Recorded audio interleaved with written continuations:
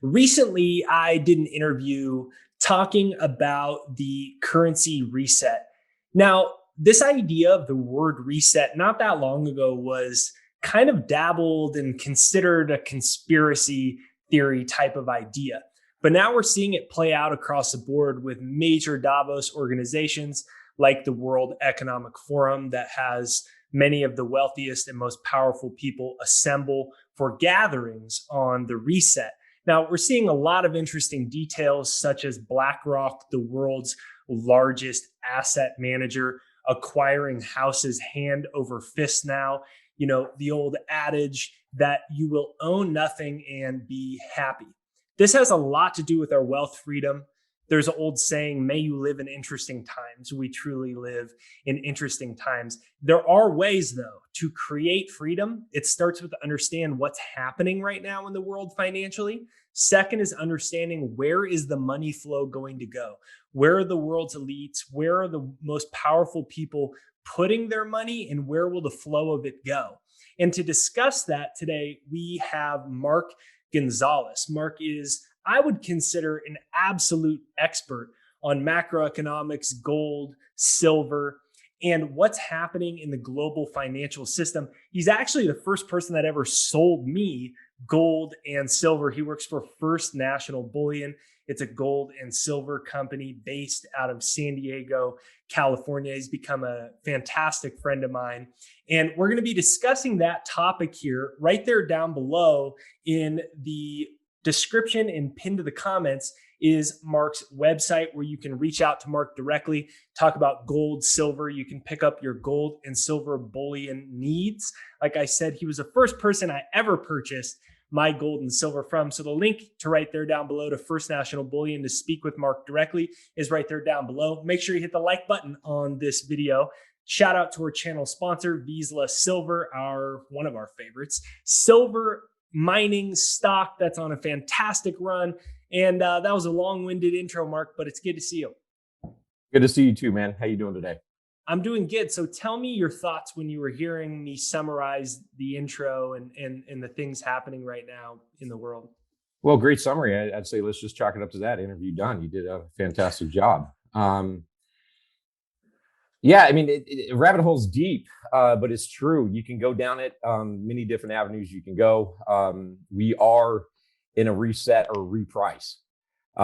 Now, what that means to those that don't really understand it is mathematically, any dominant currency that prices the world will eventually collapse under its own weight, simply with currency being credited through debt without interest being created yet remaining on a balance sheet. So debt's always going to grow. To go back to our first interview, where I kind of touched on that dominant yield, primarily its responsibility is to make those that control the system wealthier, own what you own, find ways to take it from you, and then put the burden of inflation on all the countries that exchange at a loss. So if you go to Mexico, I don't know what the exchange rate is currently, haven't been there in a while, need to get there, but I think it's like 7.5 pesos to a buck. So the cost of living in Mexico is much, much higher than it would be in the US per their citizens because they are absorbing our inflation. That creates a deficit spending or imports over exports. That's simply spending more than you make. And you can't do that. I can't do that. Eventually, you're going to go broke. So it's just a mathematical certainty. At some point, you run to the end of it. The dollar's running to the end. So it will have to be repriced to devalue itself. Two things make this happen. One, through the natural inflation of dollar becoming a hot potato, circulating faster, velocity of money. We're seeing that. Side note, CPI blew. I mean, come on.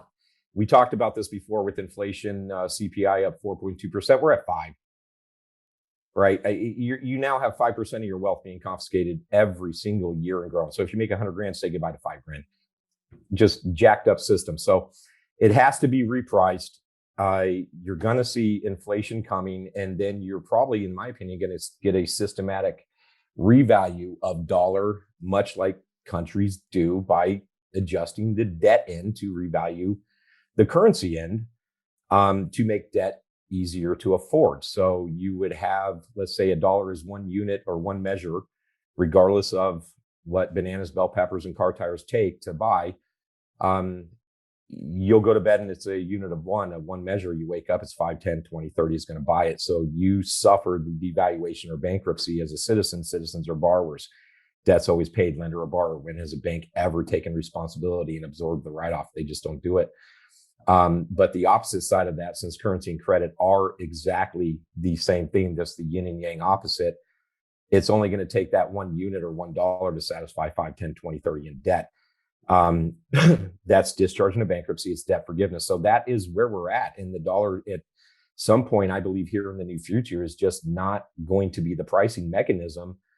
It's going to be the IMF SDR. And I told you about that the first day I met you, probably 5 years ago. I tell people about it all the time. I was just at an event in Rapid City, South Dakota. First time I was ever there. Love that place. It was the Red Pill Expo from G. Edward Griffin. He wrote The Creature from Jekyll Island. And I would say probably more than half of the people I talk to out there that are very, very smart individuals, right? Well-researched doctors, educators, like the right kind, business individuals. And you say SDR to them, and I talk quick, so you got to keep up. So it's like, yeah, IMF SDR, special drawing rights is going to price the world. And they just, you get that look. So then you got to back up. Do you even know what this is? No. Okay. Well, it was created 50 years ago and we don't even know what it is.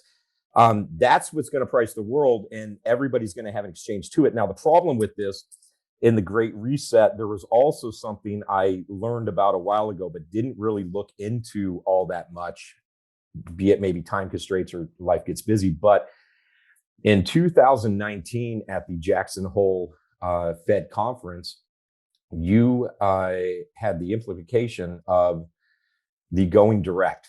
So essentially, central banks, as opposed to supporting the debt of the country, which they'll still do, they will now be the financiers or payment source for, direct income.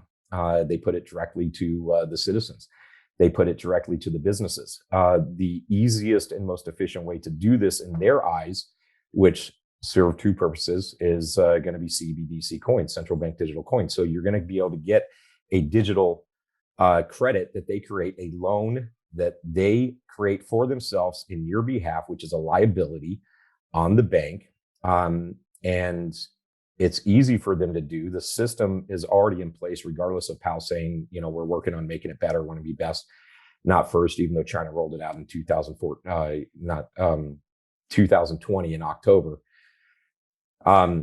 This exists. The problem with that is when you do not have an autonomy where you can pull out a dollar from the system because everything's on a central bank digital note, or crypto, so to speak, you're giving up all the autonomy. Taxation without representation can happen very, very quickly. If you do not comply with certain standards, think China social credit, well, then maybe you don't go to the mall and buy sneakers. So there's so many things that worry me about what's coming, and I don't have the crystal ball. I don't know exactly how it all plays out. I just know the framework's there and it's not good. So anytime a government or central bank wants just the slightest bit more control, or reduction in liberty or freedom, it never stops there, and it's never what they say its intent is going to be. It opens up just a windfall of possibilities to essentially create a globalization of slavery. That's what this is. Astonishing to me, and I'm going to give out a shout out to Larry. Larry, this one's for you. A client of ours now that saw the very, very first interview. His name's Larry, super, super nice guy. He comes in, he was in the office yesterday, and him and I had a discussion about how naive or ignorant or just misinformed individuals are out there of this concept of what happens. And he said I should talk about it. So let's talk about it. You'd be astonished, just like at Red Pill, how many people did not even know SDR exists. There are so many people out there that just don't conceptually understand how this is going to work. They think S&P Dow go up forever. Real estate's going to go up forever. Well, you said it yourself. BlackRock is buying properties. There's a purpose for this. Insurance, BlackRock, financial interests, they are in fact the biggest buyers of real estate. They really are. So when you're being told that you'll own nothing and be happy, bet your fucking ass it's going to happen. They don't say this and not do it. And anybody that can't see the writing on the wall is just not looking. That is a sheep mentality. That is people just not conceptualizing or just simply not wanting to accept, because accepting that you've been misled, lied to, deceived, that's a hard thing to handle. I mean, it really is. It's in any bad relationship. If the person on the other end is deceiving or lying to you and you happen to have feelings for them, well, you're going to feel broken. You may not want to accept that. So let's face it for what it is. We are divorcing our government. Central banks want to control everything.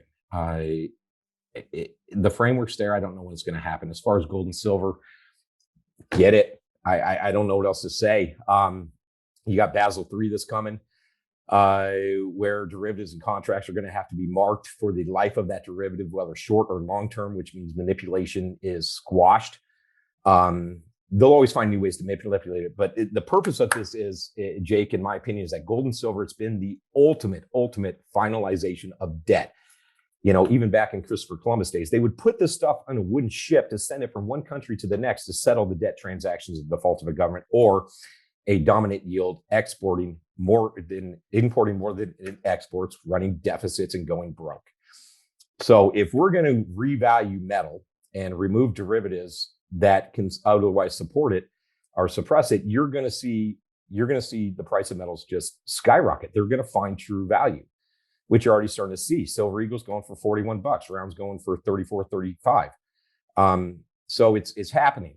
The problem, as I mentioned when we first started talking and when I told you a long time ago about Unattainable, is that by the time people actually realize this, because you have, I would say, probably the majority, greater than 50, maybe 60%, just don't get what's going on.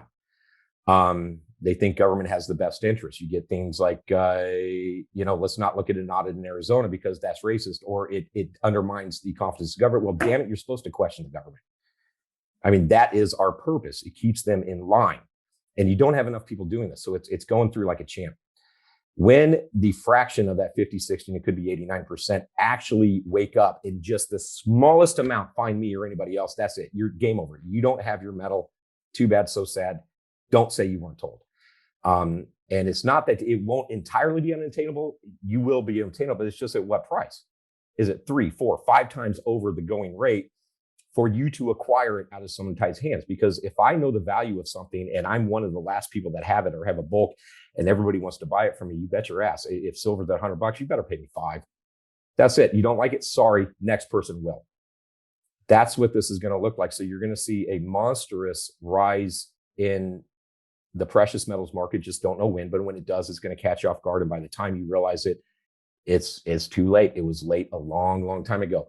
You're going to see, in my opinion, a systematic default to bring down real estate and stocks, because then the asset you own in the default, the bank reacquires that. They get the car, the house, the boat, the business, and all the crown molding and carpet and landscaping and sweat equities and Saturdays mowing the lawn. Everything is gone and you're left to start over. So again, you own nothing and be happy. Do you think you're going to give it back to you? No, they'll rent it to you. So not knowing all the answers, and no one does, looking historically at metal as a core hedge of wealth, I do know this. It is a lot easier to buy your way out or into a system when you have the money to do so. And if you don't have the money to do so, good luck. Well, that wasn't a bad summary. No, that was amazing. So you and I became good friends because we just ended up probably the first time I bought my silver from you, we probably had like a 3-hour conversation about all of this.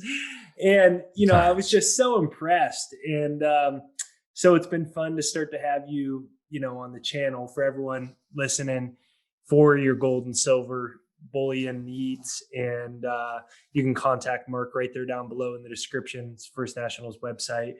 And as I listen to what you're saying, I want to go back to kind of tie in the creature from Jekyll Hyde tied Island, in. Creature from Jekyll Island. Oh, Now I Hyde, said sure, Jekyll. I Jekyll, said Jekyll and Jekyll Hyde. Yeah, Hyde. no kidding. Tell you one thing, and That's then I'm funny. a beast. So Okay. tie that in with so tie Griffin's book in with the IMF created 50 years ago and the SDR. So how does CBDC, Jekyll Island, and the IMF and the reset all tie in together? Well, it's just the natural progression of where we've gone over thousands of years of central banks taking your wealth and making it theirs. It's no different. So, but how does Jekyll Island and central banking, the process of this being created, what happened on Jekyll Island, how does that? How, it seems like it's culminating and coming to a head right here with the reset and now with CBDCs and all these things. How did this start? How does this all tie together?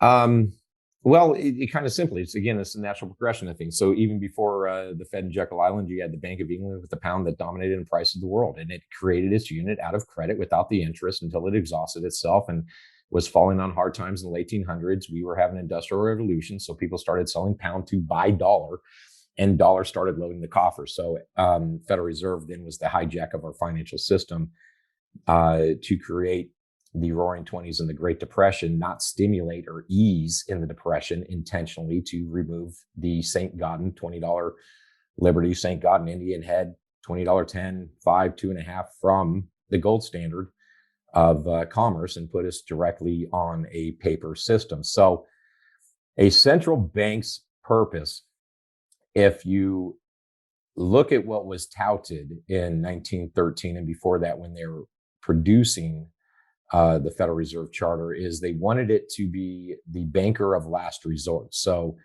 when the economy would collapse, think 1907, 1908, we had hard times and went through an economic recession. And then it was JP Morgan himself was the lender to the government. They say that they're there to help you, right? We got your backstop. If things get bad, trust us. But the problem is it's actually control. Because if you owe someone money, they can control what you do. If you owe some money on a car, you better pay it or they take the car. Then you can't get to work. So whenever you become indebted to someone, you essentially to some degree become a slave. That was the sole purpose of the Federal Reserve, is to gain control. Where you come to where we are now, it's again simple math. We've exhausted the ability to paper over the illusion of wealth with the Federal Reserve note and the Federal Reserve. So the IMF, knowing this with the Fed in 1969, because the Fed, the IMF and the World Bank and all those institutions, those were created in themselves to start this global framework in the mid 40s when we officially became the reserve currency after World War II. And you had an international exchange of gold to dollar, not domestically anymore because you didn't have the coins and, to utilize. But if a country lent us money, right, and we issued a treasury, which is creating more debt without the interest to be paid back later, at the end of that 5, 10, 30-year term, whatever it may be, if that country chose to say, okay, well, I gave you $1 million. This was the interest. This is what you owe me. I can either re-up in more treasuries or, by the way, hey, send me the equivalent payment in gold. And then gold, again, was a debt settling instrument. So this is proven. And again, why banks are hoarding it and why you're going to get a reprice of it, because it's going to extinguish their balance sheet in liability. So the world banking system was structured in the mid 40s, and in 69, the SDR was created, knowing that mathematically having to come off the international exchange of dollar to gold, we're no longer, if you gave us $1 million and you were then owed $1.1 million, you could no longer take gold. That happened in 71. So knowing that would be the case, the SDR was created. That is the end game of financial control, in my opinion, because the IMF is not a country.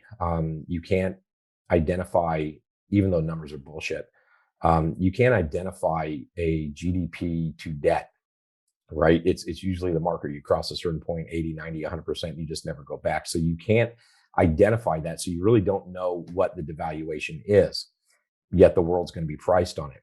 It is, in fact, the world's first digital marker of exchange on a monetary system. Digital meaning that in 69 you didn't have all the phone technology that you have right now, like with crypto or app-based E-Trade, So Ameritrade what stuff on like that. earth really is the IMF? You said it was kind of created for this moment in I, time. I am IMF, International Monetary Fund. IMF is another Fed.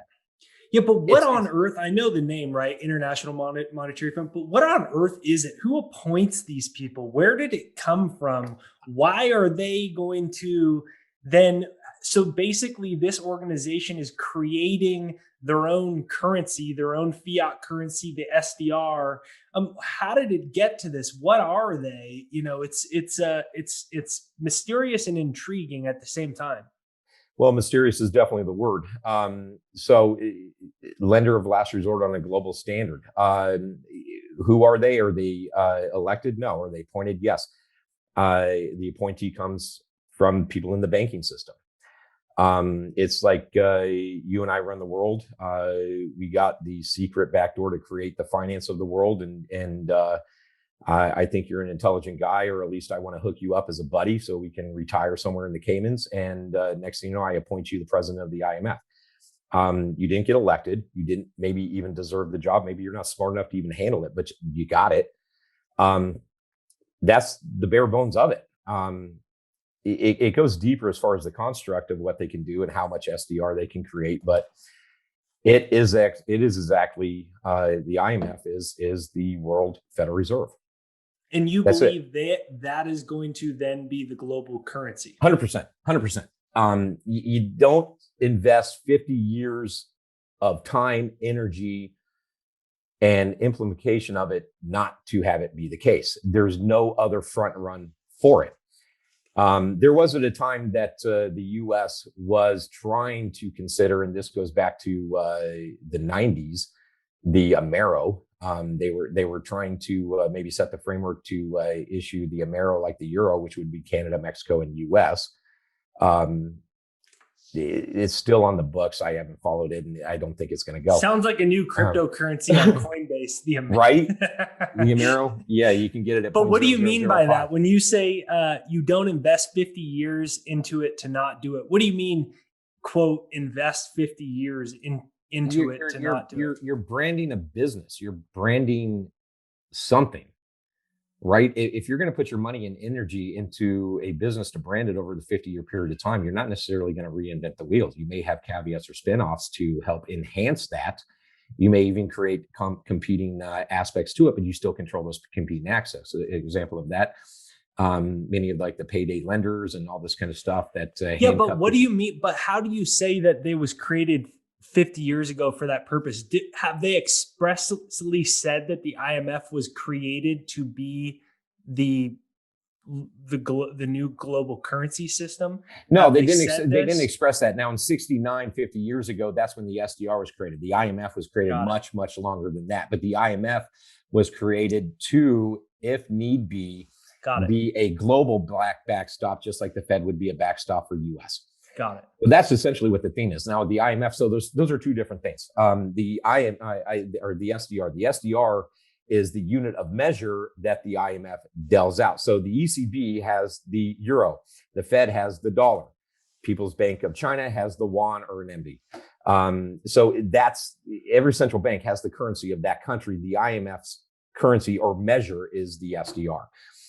And when I say 50 years of investment, it was created in 69, knowing that there could easily be a dollar default on the US, where a flood of treasuries could come back to us, knowing that you could no longer take treasury for gold. That would scare the hell out of people. And if a certain percentage of treasuries were to be sold in the early 70s, it would have overwhelmed our market. It'd be like the equivalent of destruction of like the tulip craze. It's like everybody, boom, once the treasuries or the tulips, until boom, it's nothing. And it happens in a day. So the SDR was created to operate through a trade desk at the IMF, allowing countries to then sell treasuries to the IMF in exchange for one SDR. So treasuries come off a balance sheet of countries in Europe, countries in Africa, countries in Russia, China. It comes off the balance sheet, and then they create out of nothing. That's the process of creation for the SDR to go on the balance sheet, and that has an exchange rate to everything in the world. That absorbed the potential inflation, which would have been one. That's the sole purpose that it was created for. But also, as that trade desk continues and countries know historically deficit spending more than you make, there is a limit to function or continued function of a dominant currency due to credit creating currency without the interest. And that at some point you would need to have it replaced. So no country at that time, and even now, could be dominant enough to replace the Fed. They're just not big enough. There's not enough liquidity. So you're building up now what is next going to be the top liquidity agent. Interesting thing, though, is you and I will never transact the SDR. It's only for central banks and governments. It's what they hold as their money. Going back to a piece we did, I think the second time on the history of money or currency, at the end of the Roman Empire, they were debasing the silver out of the coinage. And it was very visual. It wasn't like what you see today, where you can have imputations redacting the actual cost of inflation on a CPI basis versus what you spend. And it's kind of illusionary because people don't get it. You actually got paid in a coin, and the color of that coin or the weight or dimension of it would change because they would chimp, skim, remelt. That was for the citizens. So we're going to be on the CBDC digital devaluing, constant ever devaluing system. The SDR would be like the equivalent of the Roman Empire or the state having its set of rules of gold. The state of Rome backed itself with gold. The citizens got the devalued silver, right? That's kind of what the SDR is. It's just for them. And everything's going to have an exchange to it. So as we devalue as a global standard and countries sell treasuries to the IMF, they will get the SDR in their basket. The SDR value is comprised of various components of a weighted average of a basket, with the dollar being the highest. You have US dollar, weighting it coming in just over 40%. And below that, you got the euro. And then below that, you got the yuan or China, which was adopted in 2015. Then below that, you got the yen, and then you got the pound. And there's room, if you look at this on a chart, there's room for a sixth spot, an empty spot. That I think is going to be gold. Because the IMF up until I believe 74 was backed with a set gram count of gold, but it wasn't redeemable. So in some retrospect, I think the world for the banking system goes back on a debt settling gold standard. Would they have to re-weight it though? Because if they kept those same weightings of 40% in the dollar, yeah. Because if they're devaluing all those currencies, then they would just revalue the weighting of the basket higher for gold and lower for these collapsing currencies. Is that?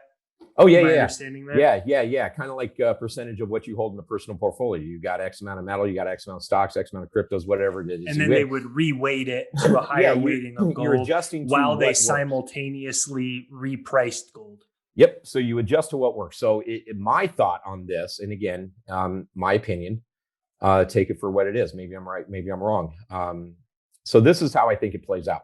China was adopted in 2015 into it. And I think China only has like a 13% weighting. But if you look at the trade routes through Eastern Europe, Russia, Middle East, and Africa,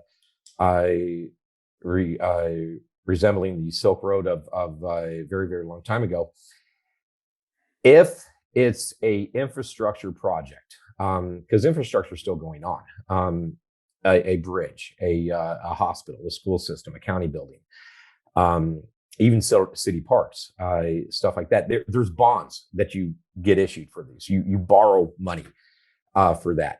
And it used to be at one time the world was borrowing treasuries, and they would hold treasuries as that dominant force in their basket or on their balance sheet, convertible to everything else. So as the world starts selling dollar, we're going to come down off that 40% marker. China, now that you got about 80% of these trade routes being done through panda bonds or yuan, they are doing what the US did. If you know kind of the history of an economic hitman, we would saddle everybody with the debt to get control of everything they had. That's how it works. So I think it's now China's turn to do that. Now, China will not price the world. It will be the SDR, but China will have a higher rating as time goes on and we go down. So that is going to always be a living, breathing, functional movement.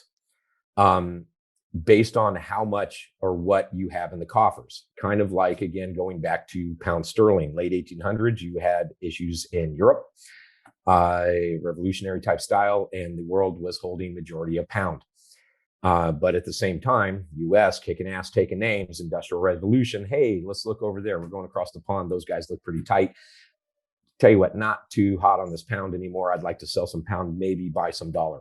That started to increase. So pound was reduced, dollar was increased until progressionally we funded all the wars, took all the gold from World War II, and then got nominated because that's just the progression of it. It's China's turn.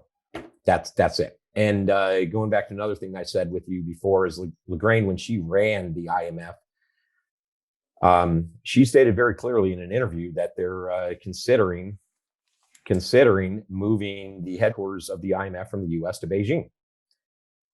Right? You have politicians, Hillary Clinton, even if you like her, that would come back from China saying, hey, they got a great model. We should try to implement it. So connect the dots of what is being said and what you're actually seeing happening. And it's real. It's real. I don't know the right answer or the way out of it. I just know people need to be prepared. And go. So tying this into gold and silver, then, so let's full circle this. So then regionally, essentially, they institute these central bank digital currencies. All the different governments have their own forms. The digital dollar, the yuan, whatever it is, issued by the Fed versus issued by the Chinese government versus issued by the Canadian government. But it's all this central bank digital currency. Then you think that on a global trade basis, they move out of the larger powers, move out of dollars, then they move into SDRs, they reweight gold. And then going back to the beginning that you said in this was about repricing and resetting. So then after that, then they revalue the price of gold, which offsets all these debts because they have on their balance sheet gold. And then thus that essentially, in an illusory way, it rebalances the cards to their power again for a new iteration of the system. And that's kind of the final trapdoor of the reset.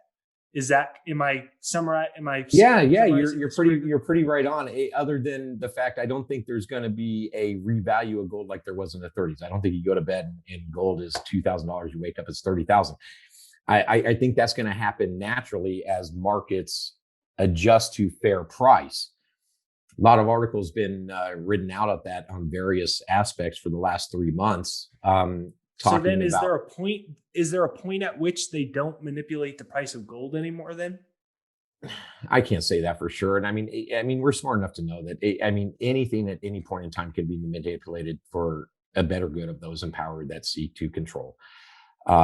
So yeah, something's going to happen, right? Maybe it doesn't rise as fast. Maybe it rises and drops back down to shake everybody out. And then they just buy up the asset, after everybody's out thinking gold or silver is unattractive, because people like to look at a chart and they like a moving market. But for the most part, yes, you're going to have implications or implementations of certain framework that's been put in place to make sure that derivatives or secondary contracts against an asset, again, an ounce of gold can be resold thousands and thousands of times, and it is. So if everybody wanted that asset, there's just not enough there. So pretty soon, those positions are going to have to be reduced to where there's gold on a balance sheet to match what's being sold. Where the price of gold gets revalued or repriced, I mean, God only knows, but I think it's going to happen kind of in a natural way where suppression comes off in a very, very limited supply. People wake up, the smallest fraction want to know me, someone like me, and they're going to try to buy gold, and it's just not going to be there. And then you get this ever, self-perpetual cycle of more demand coming into a market than that market can actually handle. So the price has nowhere to go but up. Where we go in gold and silver at a higher level, historically, they meet the devaluation of currency and system.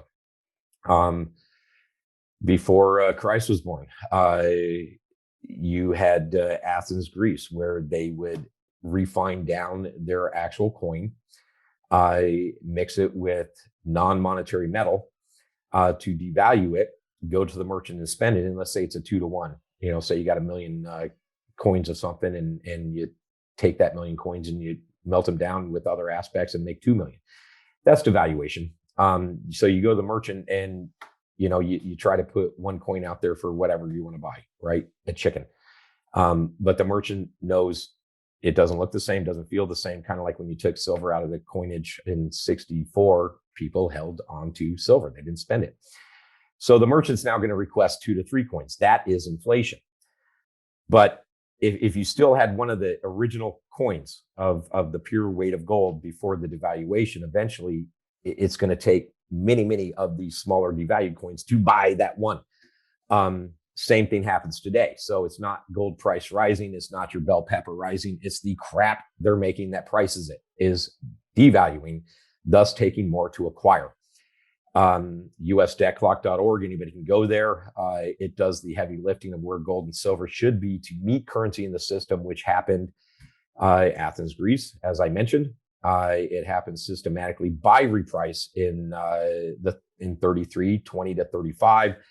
Once gold was reclaimed, reclaimed is what it was. It wasn't confiscated, so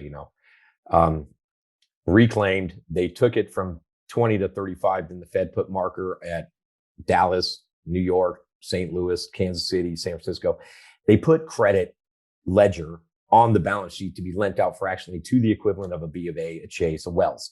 That was quantitative easing, except for they waited 4 years to do it after the Depression to squeeze and force us off that gold standard. That was intentional. And then you had in 1980, they blamed the Hunt brothers, saying they tried to manipulate or corner the market. That's crap. You can buy as many contracts as you want and take possession of them. You can. You're not manipulating anything. You're doing what is lawful. The problem is the COMEX at the time was oversold so many times in a fractional reserve basis, like a bank, where they'd have 100 ounces of gold for one contract or 5,000 ounces of silver for one contract, and that contract was sold 10, 20, 30, 100 times. And you had such an exodus of metal leaving that depository or that system that it was going to collapse under its own weight. It was experiencing a bank run. So they raised the margin requirements or cost to control to force selling, meaning that if you held gold or silver contracts and you had, let's say, 10 of them, and your cost to control from one night to the next morning went up by 20, 30, 50, 100 grand, you may not have 10, 20, 30, 40, 50 grand. So you may only have part of that. So whatever you don't have, you're going to have to sell some of those positions to get liquid to cover the other ones. It forces selling. But at 850 gold, you could have, in fact, backed M1, 2, and 3, which we don't report M2 or M3 anymore. Now we're just dealing with the Fed M1. You could have backed us at a 30-star gold standard. 1 ounce of gold could have bought the Dow. So these things organically happen. Once this starts, and it's already started, but once it becomes evident, it's almost too late and it's not going to stop. They're going to let it run. They're going to let it run because they have it, right? So it naturally reprices. leaving those that waited too late or have their head in the sand thinking, oh, it's everything's fine. My 401k has gone up, 300% in the last decade. Great. It's illusionary because it's built on debt, and debt will have to collapse to, again, confiscate asset or defaults. That's the plan. I kind of got off a little beat of what you're asking. I think I answered the question. Long and short, the SDR is going to replace the global pricing. So if you're wanting to make transactions, you will make them internationally based on your conversion to the SDR to buy something else in another country. Same process.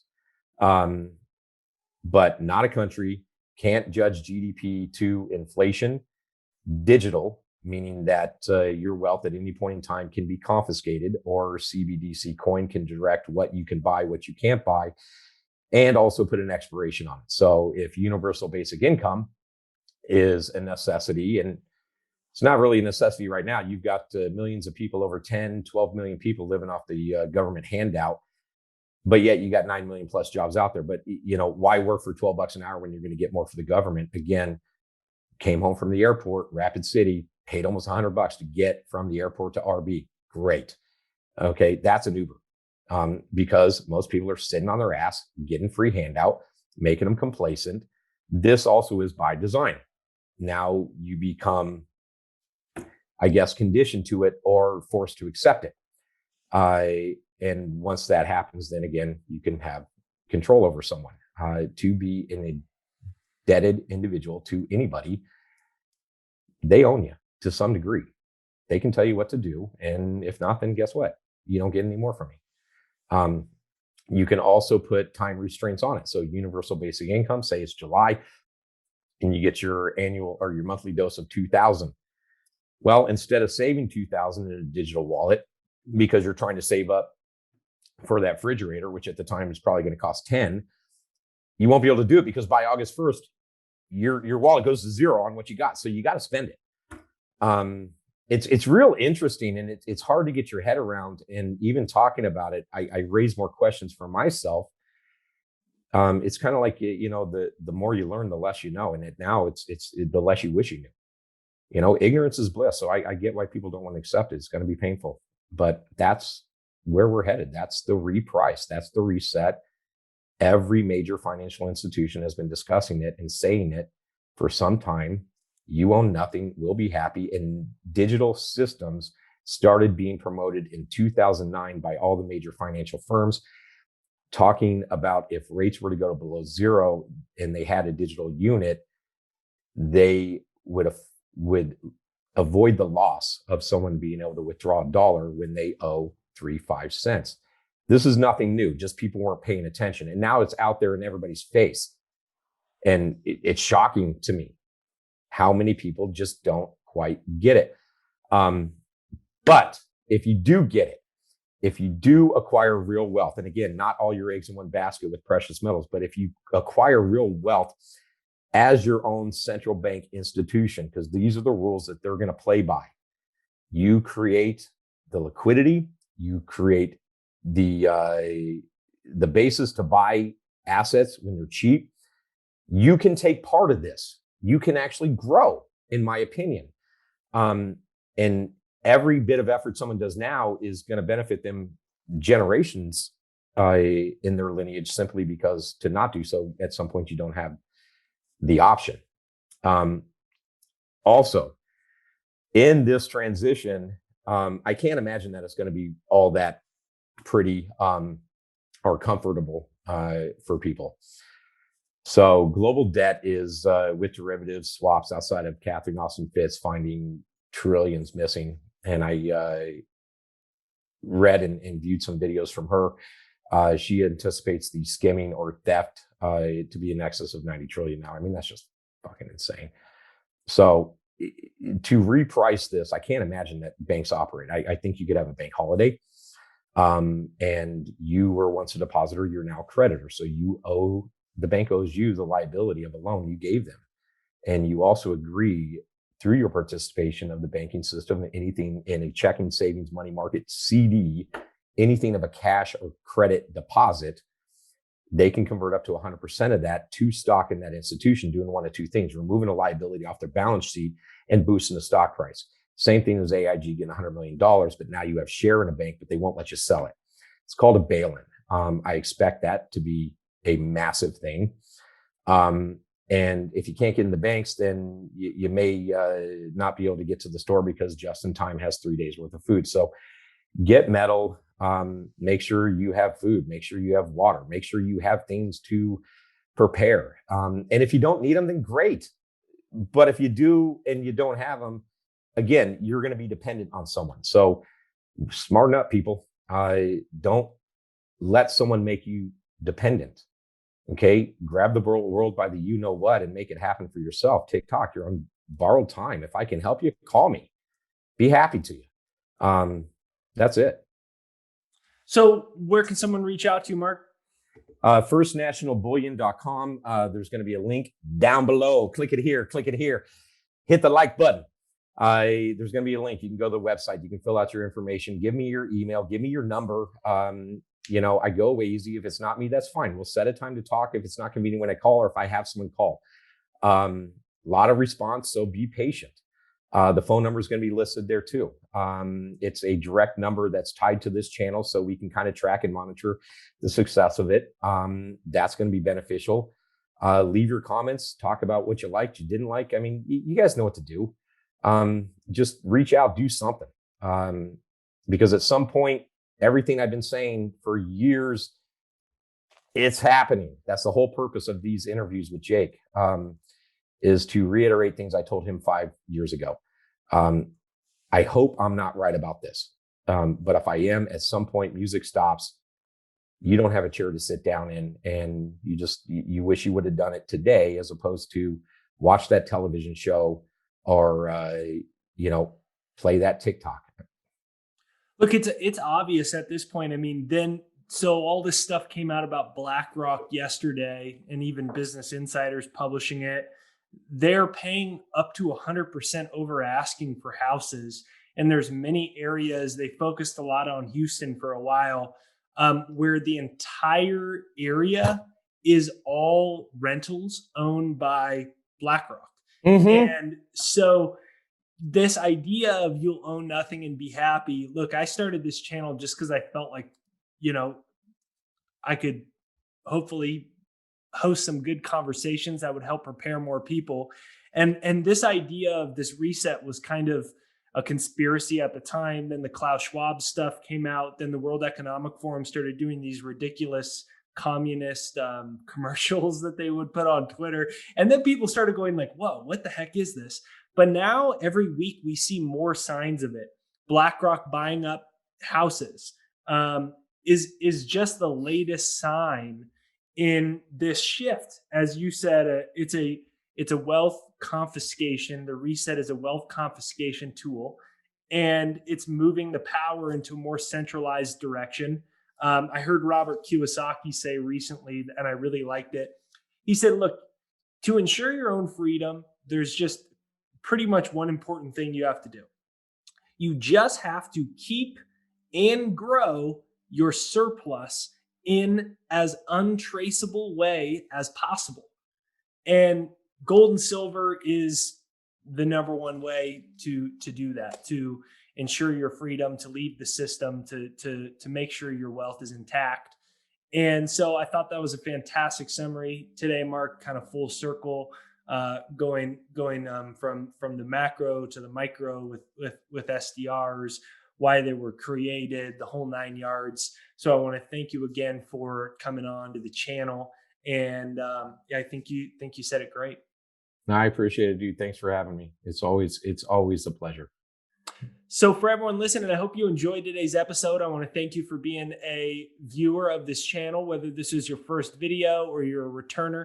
Thank you for watching this video all the way through. If you haven't yet, one way you can support the channel is just quite simply hitting the like button, give us a comment down below, and let us know, Mark rules, go gold, go. Let us know one thing we missed that you'd love to see covered on a future episode. I'll link Mark's website, First National Bullion, and his number right there down below. If you want to get in touch with Mark as well, you'll see that. thanks again for being here. I hope you learned some great things in today's episode.